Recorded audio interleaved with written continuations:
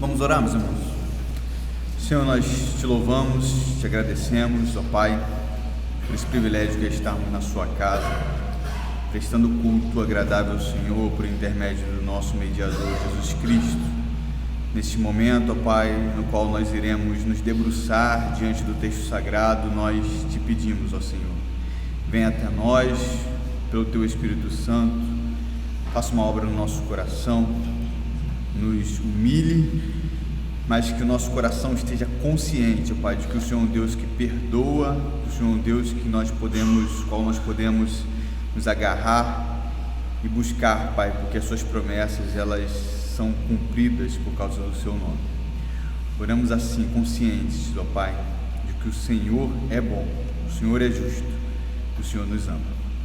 Em nome de Jesus. Amém. Irmãos, abram as vossas Bíblias no livro dos Salmos, número 75. Um pouco mais fácil de abrir do que Ageu, né? Salmo 75.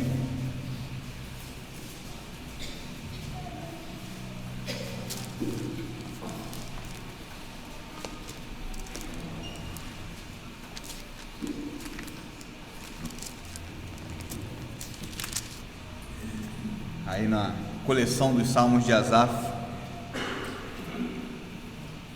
já no livro 3, diz assim a palavra de Deus: graças te rendemos, ó Deus, graças te rendemos, invocamos o teu nome e declaramos as tuas maravilhas. Pois disseste: hei de aproveitar o tempo determinado, hei de julgar retamente.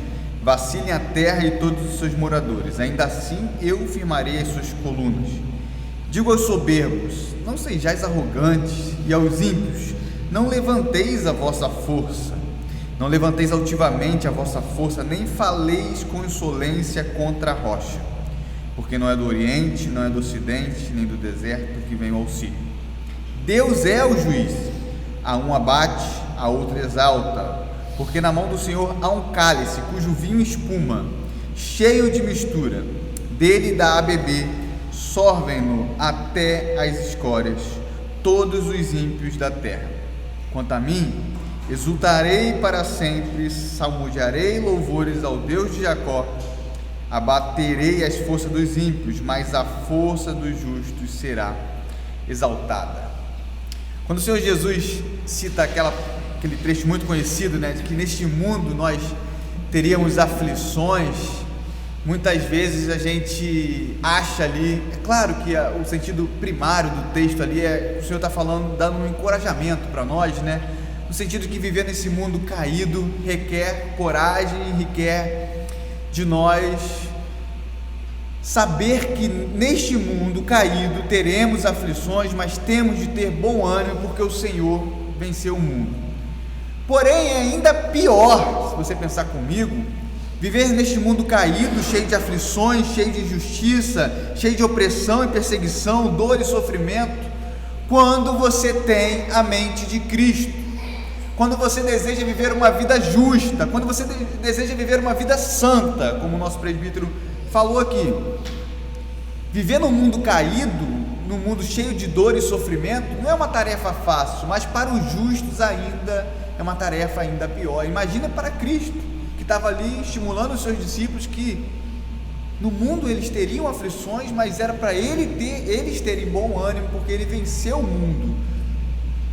Para alguém totalmente justo, perfeito, imaculado, santo, Deus de Deus, viver neste mundo, talvez algo ainda pior, quando a gente pensa no mundo caído. E quando Jesus diz isso, ele está falando que a aflição, a dor e o sofrimento é uma característica inerente ao se viver em um mundo rebelde, a um mundo que está em contradição, em ação contrária ao próprio Deus, em inimizade com Deus. E quando a gente olha para esse mundo, temos uma sensação cada vez mais estranha, a desconcordar que parece que o mal prospera. Parece que não vale a pena viver uma vida debaixo da obediência de Deus. Isso não é uma ideia minha, é a ideia do salmista, no Salmo 73, o Salmo de Asaf também, ele vai citar ali que ele tinha inveja dos ímpios, que parecia que o mal prosperava, até que ele entrou no santuário de Deus e pôde enxergar aí qual era o fim dos ímpios. Mas teve um longo percurso para o salmista entender qual era o fim dos ímpios, um longo percurso, porque aparentemente, dentro desse contexto terreno, finito, não vale a pena viver uma vida justa, porque o mal prospera, o ímpio parece que sempre se dá bem, a injustiça parece estar a pleno vapor, alguma coisa parece não estar certa. Porém, por mais que você converse com uma pessoa, com um ateu, por exemplo, com alguém que é totalmente contrário à Escritura Sagrada, que não a tem como desígnios, como diretriz, como livro inspirado, nem mesmo essas pessoas aguentam viver em um mundo de impunidade, em um mundo de violência, sem que essa justiça seja buscada. Talvez aquele que deseja mais a justiça, que com a justiça ocorra, é o injusto. Ele não consegue simplesmente viver naquela vida no sentido de que ele está entregue à injustiça, mas ele não consegue viver no meio da injustiça. Há um senso de justiça dentro de cada ser humano, quer ele seja um cristão ou quer ele seja um ateu, por exemplo. Os inimigos de Deus não aguentariam viver em um mundo sem Deus, em um mundo onde a justiça de alguma forma é feita, onde Deus está presente, colocando cada pingo em cada i. E a pergunta que a gente sempre faz é: de onde vem esse senso de justiça, que nem mesmo o injusto consegue se livrar, nem mesmo o maior inimigo de Deus consegue se livrar? Como pessoas pecadoras como nós podem clamar a Deus, clamar a Ele por justiça e clamar a este mundo por justiça, se nós, no nosso estado original, não temos condição alguma de clamar por isso? Como nós podemos fazer isso? Com qual condição eu posso me chegar diante de Deus e clamar a Ele por justiça? Com que moral eu posso chegar diante de Deus? Com que cara eu chego diante de Deus? E a resposta é que esse senso de justiça, ele só pode ser alheio ao ser humano, ele só pode ser algo de fora para dentro. É Deus quem coloca esse senso de justiça, o seu caráter, que por mais que o ser humano tenha caído, isso não se perverteu de maneira completa. E a única possibilidade de clamarmos a justiça de Deus é buscando aquele que é de Deus, o totalmente justo, a justiça de Cristo. A única forma válida, sincera, é se agarrando na justiça de outro, na justiça de Deus. E é justamente isso que o salmista faz. Esse salmo é um salmo de ações de graças. Isso é interessante porque quando a gente fala sobre a justiça de Deus, parece que a gente está falando de algo contrário ao amor de Deus. Existem pessoas que querem separar a sua justiça do seu amor, ou da sua bondade, ou do seu caráter misericordioso. Não, mas Deus, Ele é isso tudo, mas também Ele é, por algum lado, no outro lado, Ele é justo. Não! Deus é plenamente justo, assim como Ele é plenamente amoroso. O amor de Deus é justo e a sua justiça é amorosa. A justiça de Deus é misericordiosa e a sua misericórdia é justa. Os atributos de Deus são equânimes, eles coabitam perfeitamente na divindade, inteiramente na divindade. A justiça de Deus, ela não é em nenhum momento oposta ao seu amor, porque um Deus bom, Ele precisa ser justo para que essa bondade seja verdadeira. Esse salmo, ele está aqui para mostrar que deve haver em nosso coração uma alegria indizível pelo fato de que este mundo é governado por um Deus justo. A justiça de Deus deve gerar em nós, assim como gerou no coração do salmista, ações de graças, louvor àquele que é justo juiz. Dá uma olhadinha no primeiro verso: graças te rendemos, ó Deus. E ele não para, ele continua falando a mesma coisa: graças te rendemos, e invocamos o teu nome e declaramos as tuas maravilhas, pois disseste: hei de aproveitar o tempo determinado e hei de julgar retamente. Se você conhece um pouco de literatura hebraica, dos salmos, você vai entender que aqui você tem um paralelismo. Graças te rendemos, ó Deus, graças te rendemos. Ele está aqui enfatizando que graças precisam ser rendidas ao Senhor pelo fato dele ser justo. Ele dá graças aos seus feitos, ele dá graças ao fato de ele ser plenamente justo, de forma enfática. E que feito é esse? É o fato de que, está no versículo 2, que Deus julga com justiça. O tempo determinado chegou e ele vai julgar retamente. Em algumas traduções fala que ele há de julgar o ímpio, Deus, ele há de fazer isso. Isso aqui é uma afirmação certa. Por mais que tenha escrito aqui, hei de aproveitar o tempo determinado, parece que é uma ação apenas levada para o futuro, mas no hebraico, a ideia aqui é uma construção que já determina certeza atual. Deus, ele já está fazendo isso. É algo plenamente convicto, é uma convicção de que Deus há de governar com justiça. Deus há de derramar a sua justiça sobre esse mundo, e ele vai julgar com justiça o ímpio, julgar não somente com justiça, mas julgar com retidão, uma certeza. As aflições proporcionadas por um mundo caído, injusto, que se opõe a Deus, vão acabar. E essa sensação do salmista, do mesmo autor, no Salmo 73, de que o mal prospera, que não vale a pena seguir a lei de Deus, vai acabar. Por quê? Porque Deus é justo juiz e vai julgar o mundo com retidão.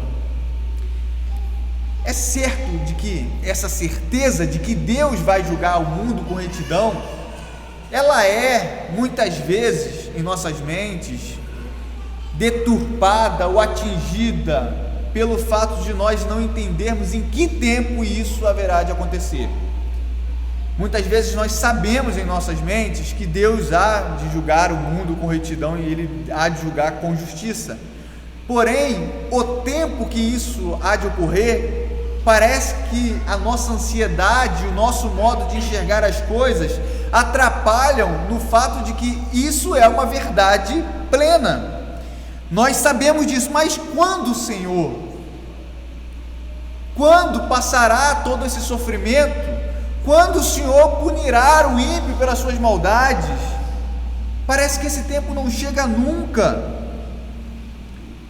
E o antídoto aqui do salmista é entender que ele há de aproveitar o tempo determinado. O tempo determinado, esse tempo determinado, não é o tempo determinado nem por mim nem por você, mas pelo próprio desígnio de Deus, pelos seus decretos.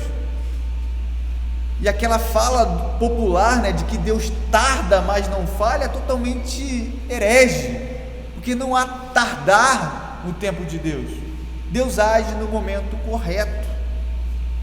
Por mais que a nossa ansiedade, o nosso medo, o nosso pecado e a nossa vontade de querer atropelar as coisas, muitas vezes querem adiantar os processos que não são os processos de Deus.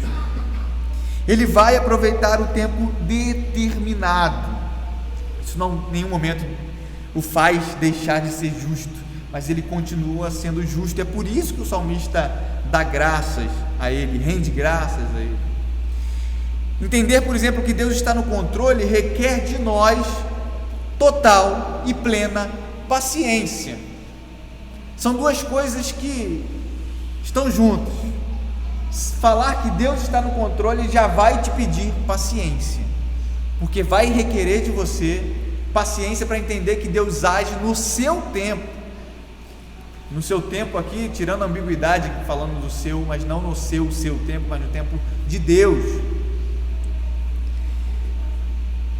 requer de nós paciência, requer de nós entendimento que Ele tomará as devidas providências no momento em que Ele entender que é o tempo determinado. Isso em nenhum momento pode tirar de nós ações de graça pelo fato de Deus ser justo. Olha só no versículo 3, como é que Deus ele expressa isso. Ele fala assim: vacilem a terra e todos os seus moradores, ainda assim eu firmarei as suas colunas. O ser humano, ele acha que é alguma coisa, ele acha que ele faz as coisas pela sua própria força. O ímpio, ele mostra a sua arrogância, na linguagem aqui posterior, a sua soberba, e acha que pelos seus feitos ele conseguirá fazer aquilo que está pré-determinado na sua mente. E o Senhor fala: vacilem a terra e todos os seus moradores, ainda assim eu firmarei as suas colunas. Mesmo o ímpio, mesmo aquele que rejeita Deus, mesmo aquele que não conhece os seus caminhos, mesmo aqueles que possuem uma vida de transgressão, de contradição à palavra do Senhor, ainda assim esses são mantidos pela força de Deus. Aquele que nega a existência de Deus, o nega por causa da sustentação e da condição que o próprio Deus dá a eles. Sem Deus nada subsiste, nem mesmo para os ímpios. Deus não é apenas o Deus dos justos, mas é o Deus de todo o universo, Senhor de todo o universo, e todo o universo está diante das suas mãos. Todo o universo, todo, inclusive os ímpios. O Senhor demonstra aqui a sua misericórdia quando Ele nos sustenta, mesmo naquele período que nós éramos totalmente pecadores, tramando contra Ele, inimigos dele. Ainda mais agora, aquilo que a gente chama em teologia de graça comum. O Senhor dá o sol para justos e injustos, dá a colheita para justos e injustos, a inteligência para justos e injustos. É Ele sustentando esse mundo. E Ele diz: este mundo caído só está de pé porque eu firmo as suas colunas. E há uma prepotência do homem em achar que ele é senhor de si mesmo, mas não entende que se Deus retirar a sua mão sustentadora, todo mundo se esvai. É por isso que na linguagem de Atos, Atos 17, quando é dito que, quando ali Paulo cita os filósofos de Atenas, ele fala que nele nós movemos e existimos, e fora dele não há nada. É nele que a existência pode existir, fora dele não há nada. Fora dele não há nada, e é o Senhor que controla todas as coisas e a faz ficar de pé. E é por isso justamente que ele fala contra aqueles que pecam contra Deus. Olha o versículo 4 e 5, como é que ele vai trazer agora contra esses ímpios, aqueles que são sustentados por ele, o fiel julgamento, a paga pelos seus pecados. Olha o versículo 4: digo aos soberbos, não sejais arrogantes, e aos ímpios, não levanteis a vossa força, não levanteis altivamente a vossa força, nem faleis com insolência contra a rocha, Soberbos, não sejais arrogantes, e ímpios, não levantais a vossa força. Na NAA está escrito aqui: ímpios, não andeis de nariz empinado. É aquele andar altivo que demonstra que você é senhor da situação. Isso é uma atitude de ímpio. Soberbo, não sejais arrogantes. E é por isso que o provérbio fala que a soberba precede a ruína e a altivez de espírito a queda. Provérbios 16, 18. Quem age com essa soberba minimamente está mostrando que não conhece a Deus, porque aquele que conhece a Deus, o Deus Todo-Poderoso, Criador dos céus e da terra, aquele que mantém todo esse universo com a sua própria mão, não pode andar com soberba. É impossível você conhecer a Deus e ser soberbo. São coisas antagônicas, que não se misturam. Ou se aquele que conhece a Deus anda com soberba, esse é pior, porque esse despreza Deus, sabe quem Ele é, sabe a sua força e quem Ele é, a própria pessoa, e despreza isso, e continua andando de nariz empinado. Quando achamos que a obra de Deus depende, por exemplo, mais de nós do que do próprio Deus, mais de quem está aqui do que do autor da palavra, do dono da palavra, estamos agindo com soberba. Quando achamos que a igreja do Senhor depende mais de pessoas do que do próprio Deus, estamos agindo com soberba. Quem somos nós diante da palavra do Senhor, diante da ação do Senhor? Se eu não estiver aqui, vai ter outra pessoa ainda melhor. A igreja não é mantida pelo conselho, pela IPB, ou o que quer que seja. A igreja é do Senhor Jesus, é Ele quem mantém. Fora disso é soberba, fora disso é andar de nariz empinado, fora disso é achar que é alguma coisa que não é, fora disso é desprezar o Senhor da obra. Nós não somos imprescindíveis a nada, ainda que instrumentos do Senhor, como diria Isaías, tendo feito tudo isso, somos como trapo de imundícies, servos inúteis,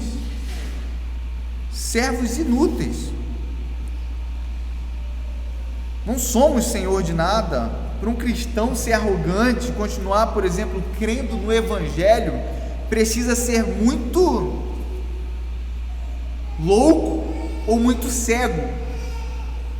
Alguém que crê na doutrina da graça, que você é totalmente pecador, que você não tem capacidade alguma de se voltar para Deus, que você está atolado no seu pecado, que você não consegue fazer nada para se salvar, que somente pela graça de Deus, por intermédio da sua palavra, o Espírito age de forma eficaz e traz você à vida, sendo você não tendo mérito algum nessa obra. Ser arrogante dentro desse processo é algo totalmente contrário, não ao calvinismo, não à doutrina reformada, mas ao Evangelho. Se achar alguma coisa diante dessa doutrina, é não crer nesta doutrina, é contrário a esta doutrina, não há compatibilidade, porque arrogância, soberbos, e arrogantes são características de ímpios. Ele fala aqui: digo aos soberbos, não sejais arrogantes, e aos ímpios, não levanteis a vossa força, não levanteis altivamente a vossa força, nem faleis com insolência contra a rocha. Isso aqui é um aviso claro àqueles que se rebelam contra Deus. A soberba precede a ruína, e a altivez do espírito a queda. Soberba e arrogância são características de ímpios. Versículos 6 e 7. Porque não é do Oriente, não é do Ocidente, nem do deserto que vem o auxílio. Deus é o juiz, a um abate, a outro exalta. E agora, para quem conhece um pouquinho de geografia de Israel, vai entender um pouquinho aqui que, quando ele fala que não é do Oriente, não é do Ocidente, ele está falando que no Oriente, as nações que estavam ali ao redor de Israel, as nações que poderiam fazer aliança em uma guerra ou em qualquer outra questão, você vê ali no Oriente Edom, Moabe, ou aquelas outras nações que estavam ali, olhando o mapa de frente, à direita ali da nação de Israel, nenhuma ação de se juntar com elas poderia ser a sua força, nada disso poderia ser a sua força. No Ocidente, ali você tem o mar Mediterrâneo, acordos comerciais, nada disso poderia ser, dali não viria o seu auxílio. Ou do deserto, abaixo do deserto do Sinai está o Egito, nem mesmo de uma nação tão grande quanto o Egito poderia vir o seu auxílio. O soberbo, ele acredita que a sua ajuda virá de alianças com nações vizinhas, alianças com reis vizinhos, ampliações territoriais, acordos de paz, acúmulo de poderio bélico. Esse é o soberbo. Mas aquele que crê em Deus sabe que o auxílio vem do Senhor. Vem do Senhor. No nosso contexto, o auxílio para a tribulação, por exemplo, não vem das circunstâncias, não vem da nossa perspicácia, do nosso modo de compreender a situação e agir em acordo com ela. Não vem de algo que aparentemente possa estar dando certo ou errado, mas o nosso socorro vem do Senhor que fez os céus e a terra.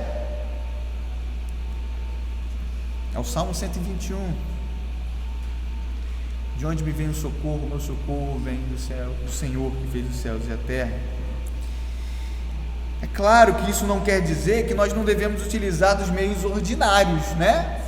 Quem estava na aula aqui hoje da confissão viu que o Senhor usa os meios ordinários. Nós podemos usar os meios ordinários para sermos, por exemplo, curados de doenças, ou procurar aliados quando queremos resolver um problema de ordem política. Deus usa esses meios para fazer a sua vontade. Não que isso seja uma exigência. O que não podemos perder de vista é de entendermos que nenhuma circunstância terrena está acima ou alheia do próprio Deus. Todas as coisas continuam sendo geridas e dominadas pelo Senhor, e é Ele quem faz segundo a sua própria vontade. Ele usa os meios ordinários, Ele usa o ímpio.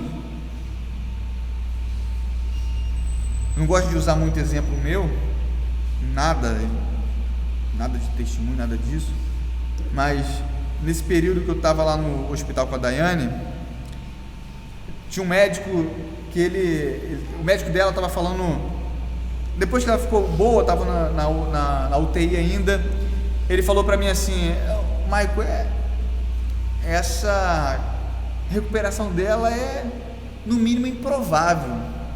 Aí eu falei para ele assim: é milagre, né, doutor? Ele: você me conhece, né? A gente fez uma amizade, você me conhece, né? Você sabe que eu sou ateu e eu não acredito nesse negócio de milagre. Sim, eu sei que o senhor não acredita, mas os milagres de Deus usam pessoas, inclusive como o Senhor, para fazer a sua vontade. Aí ele falou assim: eu me sinto honrado de você dizer que, embora eu não creia nesse Deus, Deus usa uma pessoa como eu para fazer a vontade dele. Eu não posso me sentir desprestigiado com isso, eu não posso me sentir menor com isso, porque a pessoa que você mais tem como importante na sua vida, você falou que usou a mim, alguém que eu nem creio nele, para fazer algo tão maravilhoso como isso. Esse é o nosso Deus. Ele usa meios ordinários, Ele usa o ateu, Ele usa o ímpio, Ele usa quem Ele quer para fazer a sua vontade. Deus é justo juiz, versículo 7, Deus é o juiz, a um abate e a outro exalta, e quem somos nós para contestar isso? Todas as decisões são tomadas diretamente do trono de Deus, tudo que acontece passou pelos seus desígnios, pela sua soberana vontade, pelos seus decretos. A um Ele decide abater e a outro Ele decide exaltar. Onde entra o nosso juízo diante do juízo de Deus? Lugar nenhum. É a sua vontade, Ele não deve explicações a ninguém. A ninguém. Quem dirá a pessoas como eu e você. O Senhor, Ele age como Ele quer, a sua justiça age da forma como Ele quer. Deus é plenamente justo e plenamente amoroso, isso não muda. E há um aspecto que também foge um pouco da nossa memória e da nossa sabedoria, do nosso entendimento, principalmente no meio desses evangelhos mamão com açúcar que é servido às pessoas, de que o justo se alegra quando o ímpio é condenado. Mais do que isso, você se alegra quando o ímpio é condenado? Sim, porque o ímpio, ao ser condenado por Deus, mostra que Deus é justo e não deixa o pecado de lado, não dá de ombros para o pecado, não deixa o pecado passar batido. Um Deus justo não pode conviver com o pecado, que quando ele condena o ímpio, o justo se alegra. O justo se alegra porque vê a glória de Deus sendo manifesta neste mundo, vê a justiça amorosa de Deus sendo manifesta nesse mundo, vê a justiça santa de Deus sendo manifesta nesse mundo, vê a promessa de Deus sendo cumprida, a sua palavra sendo cumprida. É a promessa de que todo pecado e injustiça desse mundo não passarão impunes. Deus derramará a sua ira sobre os ímpios, sobre eles, sobre aqueles que rejeitarem a sua palavra. O ímpio se alegra com isso. O ímpio não, perdão, corta essa parte. O justo se alegra. Imagine se este mundo mau não tivesse um justo juiz para julgar as causas. Quem ousaria viver neste mundo? Que esperança haveria para nós? Em que nós aguardaríamos? Quais seriam as promessas que o nosso coração se confortaria? A nossa mente ficaria aonde?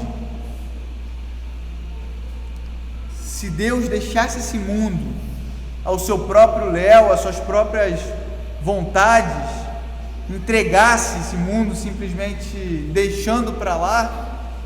Mas a gente sabe que Deus é um Deus no mundo, um Deus imanente, um Deus que opera no mundo. Ele não nos deixou a nossa própria sorte, mas Ele continua conduzindo cada processo, aquilo que a gente chama de providência, para a sua própria glória. E é por isso que o salmista glorifica a Deus e dá graças a Ele. Que esperança haveria para nós se Deus não governasse este mundo? Diante disso, nós devemos temer e tremer diante desse juiz, porque diante dele, diante do seu crivo, diante da sua santidade, diante da sua glória, diante da sua vista, nada passa batido. Nenhum pecado, por menor que seja aparentemente, por mais oculto que esteja em nosso coração, por mais secreto que seja, nenhum pecado passa batido diante dos olhos de Deus. Nenhum.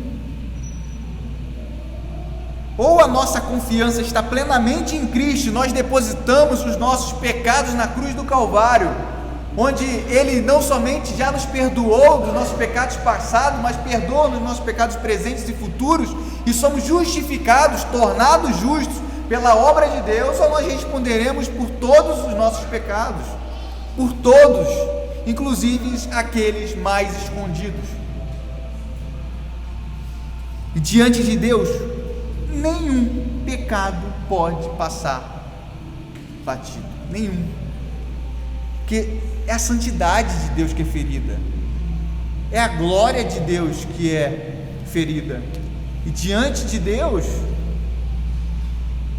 só há uma punição justa para isso, uma eternidade no lago de fogo, uma eternidade sendo julgado pelo próprio Deus, diante da presença de Deus. E é isso que ele fala no versículo 8. Lembra que esse salmo é de ações de graças, tá?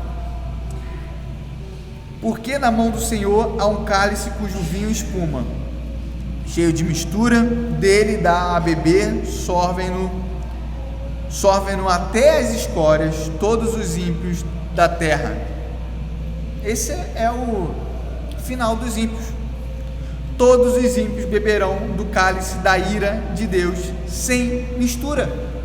Todos os ímpios. Esse cálice é bem conhecido nosso, né? Abra comigo em Apocalipse, no capítulo 14.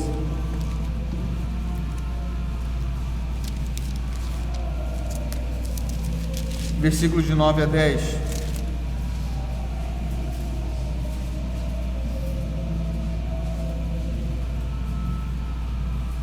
Seguiu-se a este outro anjo, o terceiro, dizendo em grande voz: se alguém adora a besta e a sua imagem, e recebe a sua marca na fronte ou sobre a mão, também esse beberá do vinho da cólera de Deus, preparado sem mistura do cálice da sua ira, e será atormentado com fogo e enxofre diante dos santos anjos e da presença do Cordeiro. Abra também Isaías 51:17.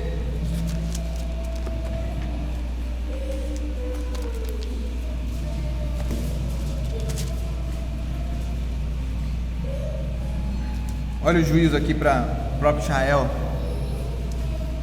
Desperta, desperta, levanta-te, ó Jerusalém, que da mão do Senhor bebeste o cálice da sua ira, o cálice de atordoamento, e o esgotaste. Abra também Jeremias 25, versículo 15 a 18.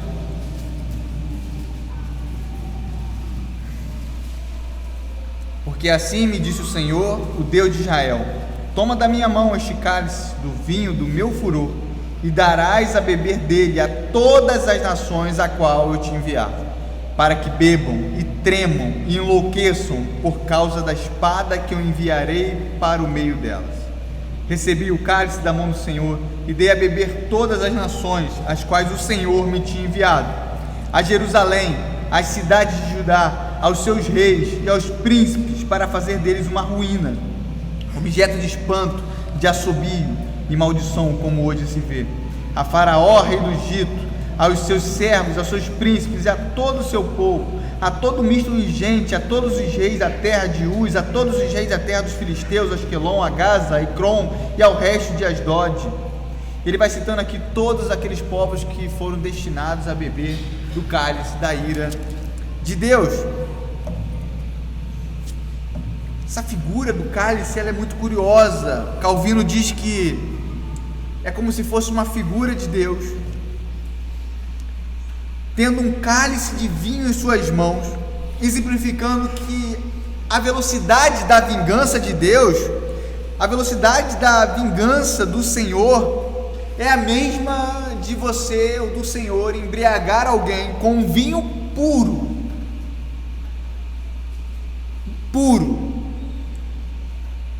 É na velocidade que você toma um, toma outro, quando você viu, você já está embriagado. E é nessa embriaguez, nessa loucura, que os ímpios serão destruídos. E é impossível, meu irmão, ler essa passagem, ler o versículo 8, porque na mão do Senhor há um cálice cujo vinho espuma, cheio de mistura, dele dá a beber, sorvem-no até as escórias todos os ímpios da terra, e não entender que quem bebeu deste cálice não foi um ímpio, mas foi o Filho de Deus unigênito. Quem bebeu do furor de Deus, desse vinho espumoso, cheio de mistura, puro, foi o próprio Cristo. E foi esse que em Mateus 26, lá na oração do Getsêmani, que ele fala: se possível for, passa de mim este cálice. Que cálice é esse? O cálice da ira de Deus. Naquela cruz, Jesus bebeu toda a ira de Deus, para que eu e você, seu povo, não passasse por isso. E como que nós podemos andar com soberba e arrogância, com atitude de ímpio, sendo que o próprio Cristo bebeu o cálice da ira de Deus em nosso lugar, o cálice que nós não conseguiríamos beber? o cálice que estava destinado a nós, mas nós não éramos capazes de beber, não éramos. Ele fez aquilo que eu e você não poderíamos fazer. A gente não consegue olhar esse verso e não lembrar que uma pessoa totalmente pura, santa, imaculada, perfeita, bebeu em nosso lugar. Olha, é por isso que o salmista, ele acaba o salmo, aqui acaba a ideia da justiça de Deus, mas ele acaba o versículo 9 e 10 com uma exaltação a Deus e um louvor a Deus assim que você não pode nem mensurar. Parece que ele enxerga a ira de Deus e aquilo que a sua natureza caída deveria provar, e enxerga que Deus é tão misericordioso, numa visão prospectiva, futura, confiando no Messias que haveria de vir, crer que o próprio Filho de Deus beberia em seu lugar, e ele para por aqui e passa a exaltar a Deus novamente pela sua justiça. Faz parte da justiça de Deus que o Cristo bebesse o cálice da ira, porque ele não pode nos receber com os nossos pecados. Ele não pode dar de ombros para os nossos pecados, e é por isso que Cristo teve de beber cada gota do cálice da ira de Deus. Sorvem-no, bebem-nos, até as escórias, ou seja, até aquelas sujeiras que ficam lá no fundo, tudo foi tomado pelo Senhor. Olha como é que ele termina esse salmo: quanto a mim, já que eu vi tudo isso, exultarei para sempre, salmodiarei ou cantarei louvores ao Senhor, ao Deus de Jacó. Abaterei as forças dos ímpios, mas as forças dos justos será exaltada. A um ele abate e a outra ele exalta. Ao ímpio ele abate e ao justo ele exalta, porque houve um que foi abatido por ele.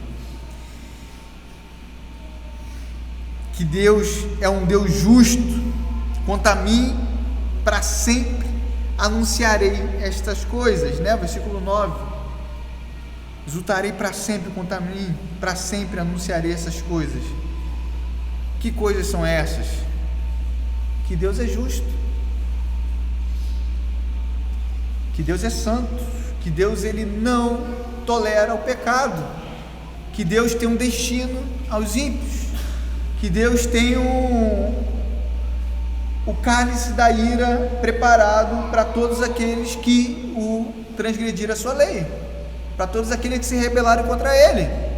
Talvez numa evangelização essa seja a última coisa que você fale, mas ele fala aqui que exultarei para sempre, salmodiarei louvores, né?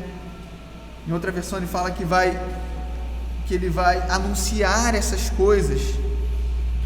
Anunciar o Evangelho de Deus requer anunciar a ira de Deus. É impossível separar o amor de Deus da sua ira. A mensagem do Evangelho é uma espada de dois gumes. Ela anuncia a salvação àqueles que se arrependem. Lembra do que foi dito aqui? O pior que o pecado é a impenitência, é não se arrepender. Contra aqueles que não se arrependem dos seus pecados, sendo anunciada a palavra de vida eterna a estes, só há um destino final. O destino está lá, no versículo 2: hei de aproveitar o tempo determinado, hei de julgar retamente. O destino é esse. O destino está no versículo 8: cálice espumoso, cheio de mistura, que o ímpio beberá até as escórias. Esse é o destino.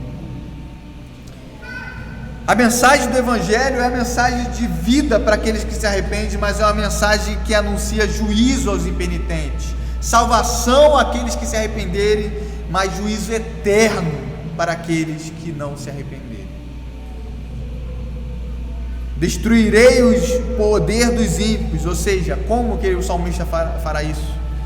Não se alegrando com eles, não os invejando, não confiando neles ou em qualquer outra coisa, mas confiando no Senhor no dia oportuno, porque é no dia oportuno, no dia que o Senhor determinar, Ele virá com poder e glória, destruirá a todos os inimigos de Deus.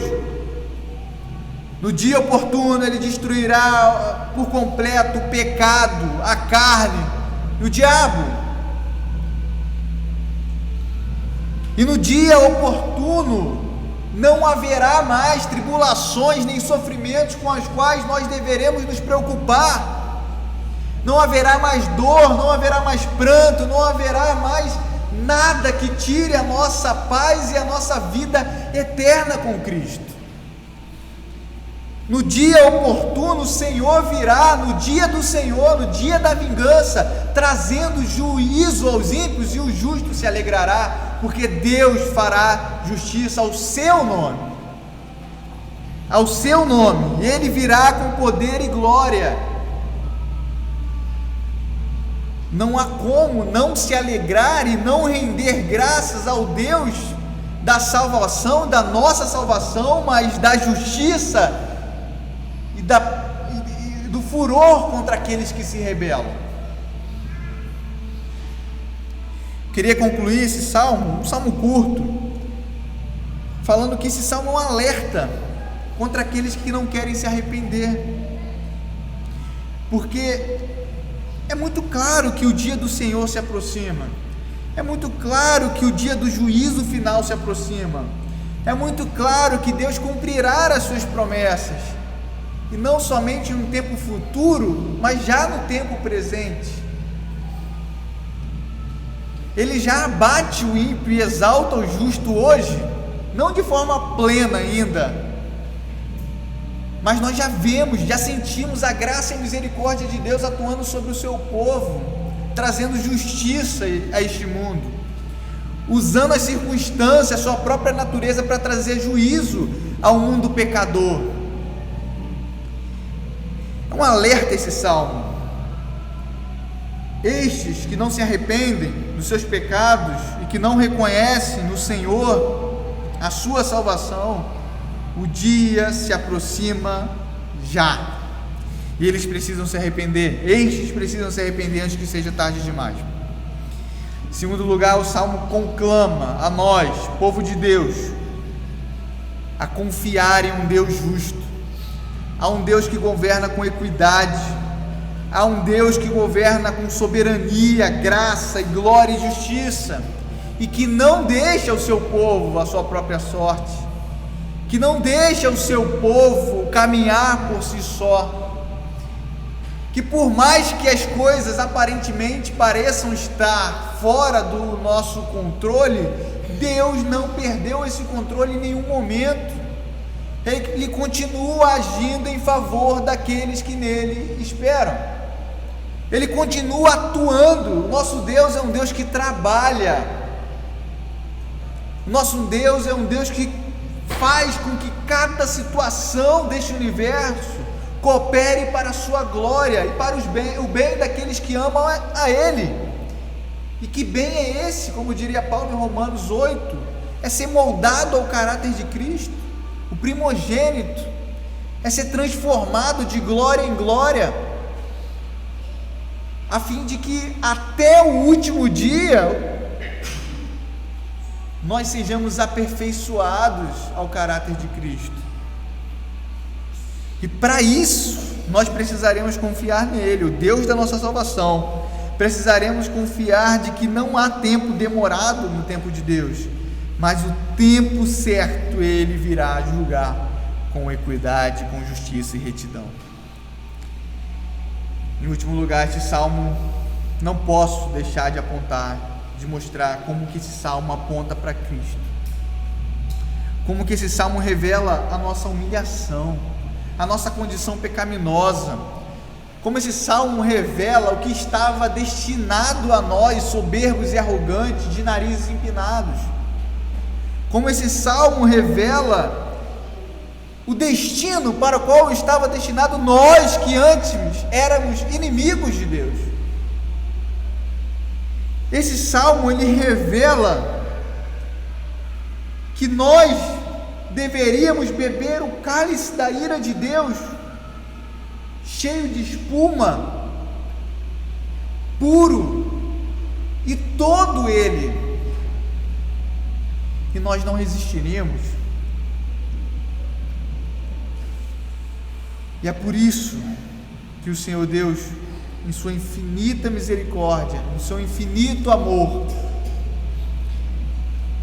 contemplando o nosso estado pecaminoso, a nossa falta de condição, a nossa incapacidade de nos voltarmos para Ele, escolheu um povo antes da fundação desse mundo, e antes da fundação deste mundo já pré-ordenou todas as coisas, inclusive a morte do seu Filho, para que a sua glória fosse revelada a todos nós, para que o seu poder fosse manifesto a todas as pessoas, para que um Deus totalmente justo fosse manifesto, mas um Deus plenamente misericordioso, amoroso, pudesse ser experimentado por nós, um Deus gracioso, que não derramou, não nos fez beber do cálice da ira de Deus, mas fez o seu Filho, o Filho unigênito, puro, perfeito, imaculado, santo, Deus como o próprio Deus, Senhor de todo o universo. Por meio dele todas as coisas foram feitas, e para ele tudo foi feito, para que este, o Deus da nossa salvação, provasse do Senhor o seu furor. Não há mais humilhação do que essa, não há maior humilhação do que essa, não há maior graça do que essa, não há maior verdade do que esta verdade, não há nada em que nós possamos nos agarrar mais importante do que essa verdade. O Senhor Jesus, em seu amor profundo, nos poupou, nos fez justiça através dos seus méritos, daquele que Ele conquistou na cruz, por meio de uma vida perfeita, agradando a Deus em tudo, porque Ele falou: se possível for, passa de mim esse cálice, mas que não seja feita a minha vontade, mas que seja feito como Tu queres, como Tu queres. Diante disso, que representa a cruz de Cristo para nós, que representa a sua justiça, que representa o amor de Deus, essa doutrina tão pesada, tão dura do amor de Deus, essa doutrina que requer de nós humilhação, que requer de nós vergonha, que requer de nós exaltação no nome de Cristo, que requer de nós arrependimento, que requer de nós louvor e exaltação ao nome dEle. Como que nós lidamos com isso? Com arrogância, com soberba, agindo de nariz empinado, achando que nós somos imprescindíveis à obra do Senhor, achando que se não for a sua presença aqui, a obra não prossegue, ou achando, ou tendo a plena convicção de que, apesar de nós, o Senhor faz com que todas as coisas sejam moldadas à sua vontade, utilizando pessoas como eu e você. A um Ele abate, e a outros Ele exalta. Se Ele nos exaltou, o mérito não está em nós, mas está naquele que foi humilhado, e ao terceiro dia foi exaltado a uma condição perfeita, eterna, à destra de Deus Pai, de onde Ele governa todo este universo, e é nele que nós precisamos confiar. Vamos orar? Senhor Deus e Pai, nós te louvamos, ó Senhor, e diante da sua palavra, mais uma vez, nós nos humilhamos, ó Deus. Nos humilhamos porque tantas vezes agimos com arrogância, com olhar altivo. Quem somos nós, ó Pai, para diante do Senhor nos considerarmos alguma coisa? Diante do Senhor nós não somos nada, ó Pai, porque é o Senhor que é tudo em nós. É o Senhor que nos exalta mesmo na nossa fraqueza, mesmo em momentos que nós estamos abatidos, ó Pai, porque não importa a nossa condição ou aquilo que nós temos a oferecer ao Senhor, porque é o Senhor quem, através do seu Santo Espírito, que nos recondiciona, que nos levanta, que nos torna de pé, e nós não há mérito algum, Senhor, para nos achegarmos diante do Senhor, e diante de um Deus justo, nós nos alegramos, ó Pai, porque a justiça foi derramada no Filho, a Tua justiça foi derramada em Cristo Jesus, e Ele bebeu o cálice da ira do Senhor, e o pior mal deste mundo se tornou em bem, de forma que nós, ó Pai, fomos salvos, fomos poupados daquele grande dia, bebermos da sua ira, Senhor, e nós agradecemos, nós damos graças ao Senhor, nós reconhecemos, ó Pai, que nós dependemos de Ti, que nosso coração haja paciência, que nosso coração haja tranquilidade para lembrarmos que no dia certo, que no dia que o Senhor determinar, o Senhor acabará com todo o mal deste mundo, e nós ansiamos, ó Pai, por aquele grande dia, o dia em que nós veremos o Senhor por meio de Cristo Jesus face a face, nós veremos e nos alegraremos com o Senhor, onde não haverá mais nenhuma dor, onde não haverá tristeza, onde não haverá nenhuma mais, Senhor, tristeza diante do Senhor, mas somente a alegria de viver eternamente com o Senhor. Nós nos alegramos pela salvação, mas nos alegramos porque o Senhor é um Deus de justiça, e o Senhor há de julgar todos aqueles que se rebelarem contra o Senhor. Que em nossa boca haja a palavra do Evangelho, que haja, Senhor, palavra, que haja o Teu Evangelho com exatidão, que nós jamais possamos omitir nenhum trecho do Evangelho, quer seja a sua justiça, os seus juízos destinados àqueles que te rejeitarem, mas o Teu amor que está separado para aqueles que se reconhecerem pecadores e dependentes da sua graça. Eu oro não somente por mim, mas pela Tua santa e amada igreja.